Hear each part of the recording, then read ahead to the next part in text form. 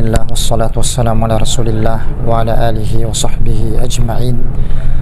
Урматтуу мусулман бир туугандар, интернет желелеринде тарап жүргөндөй кээ бирки видеолордо ажыдан барган же умрадан барган кээ бирки адамдар, алар ошол өз жерлерине барган учурда элдер аларды тосуп алышып, алардын астыларынан килемдерди төшөшүп, анан жанакы ажыдан же умрадан барган адам ошол килемдердин үстүнөн басып баратат.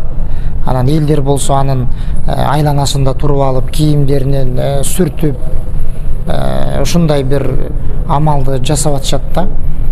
Бул амал, урматтуу мусулман бир туугандар, динибиздеги жок амал. Антип пайгамбар саллаллаху алейхи вассаламдан башка эч бир адамга жасалбайт. Ал адам канча умра, канча ажылык жасабасын. Себеп дегенде биз кандай амал жасабайлы, ошол амалыбызда пайгамбар саллаллаху алейхи вассалам көргөздү эле, сахабалар жасады эле. Алардан кийинкилер ошол сахабаларга ушундай бир амалдарды жасады эле. Мына ушул нерсени карашыбыз керек. Ошондо биздин амалдарыбыз дурус болот. Эгерде биз ушул амалды карап көрө турган болсок, урматтуу мусулман бир туугандар, мынакей баарыбыз билебиз, адамзаттын эң эле абзели болгон сахабалар, Аллах субханаху ва тааля алардан ыраазы болгондугун Куранда баяндап койду. Жана алар да Аллахтан ыраазы болду деп баяндап койду. Эми ошол сахабаларга, ошол сахабалардын доорунда жөнөкөй табииндерден же жана башка адамдардан ушундай амалдарды жасаштыбы? Алар ажылыктарды жасашты. Алар айтканыбыздай эң эле абзел болгон инсандар. Алар умрадан барганда ушул амалдарды башка адамдар аларды сүрткүлөшүп, алардын денелерин сүрткүлөшүп, ушундай амалдарды жасаштыбы? Жок, албетте жасашкан жок. Аларга эч ким бул амалдарды талап кылышып, алардан эч ким сүрткүлөтүп мындай амалдарды жасашкан жок. Демек бизге белгилүү болот, бул амал эч кандай сахабалардын амалдарында жок болгон амал. Мындай амалдарды жасоо, сүрткүлөө же бул пайгамбар саллаллаху алейхи вассаламдын өзүнө гана таандык болгон амал.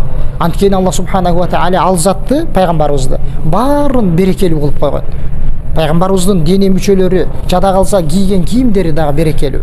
Ал эми ал заттан башка кандай адам болбосун, айтканыбыздай сахабалар болсун. Сахабаларга мындай амалдар жасалбай аткандан кийин, урматтуу мусулман бир тууган, башка адамдарга сөзсүз түрдө аларга жасалбайт. Бул биринчиден, урматтуу мусулман бир туугандар. Экинчиден, ошол ажылык амалын жасап барган же умра амалын жасап барган инсан өзү да мындай амалдардан сак болуу керек. Ага адамдар ага ушундай бир сый урматтарды көргөзүп, ушундай туура эмес амалдарды жасап аткан болсо, шайтандын азгырыгын азгырылып, мага адамдар ушундай бир мамилелерди жасап атышат деп азгырылып, аларды жөн коюп, мындай амал жасабоо керек. Ал дагы өзүнүн жасап барган ибадатын сактап калуу керек. Өзүнүн ибадатын Аллах Тааладан кабыл болуусун тилеп, мындай жаман жолдорго жол бербеш керек. Анткени айтканыбыздай бул эч кандай динибиздеги жок болгон амал.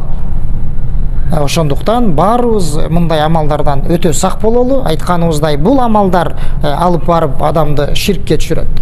Аллах Таала баарыбызды сактаган болсун.